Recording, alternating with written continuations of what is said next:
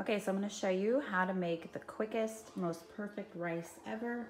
You can make your own variation, add different things if you like, but this is what I do. So I use Jasmine rice. This is a brand that is, I think, pretty good. And notice that we have 45 grams dry per 1/4 of a cup. So I'm doing 2 cups. I weighed it out, tared my scale, came out to 360 grams.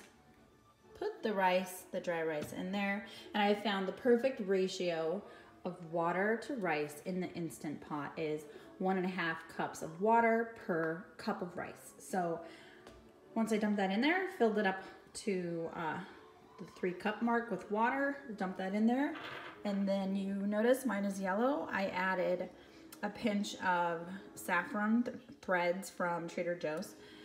You can find these in the Hispanic section of your grocery store in a little pack, but you could also add a bouillon cube, or you could just do it plain. And that's it. I don't rinse my rice or anything like that. And then I just get my fingers, quickly just like mix it.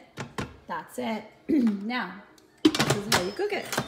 You're gonna put your lid on them, you're gonna lock it, and you're gonna press rice. And there you go, it's ready to go. I have found that once it beeps and it's done, I like to let it sit on low about a minute or 2, maybe. I mean, sometimes I come back to it and it's at the 5-minute mark and I'm like, oh, and it's totally fine. But if you let it sit a little bit past the 12-minute mark when it's done, it's a little bit more dry and not as wet. So that is my tip for that. Okay, we're back. I just did the quick release of my rice, and I just want to show you guys how it turned out. So I'm gonna let the steam go away, but you can see already it looks pretty good. I'm gonna get in here. So my test is like, if you move it and it doesn't seem like super watery, you did a great job cooking the rice. But what I like about this is, like, if you're cooking rice on the stovetop, you know, sometimes you start boiling the water, you forget about it.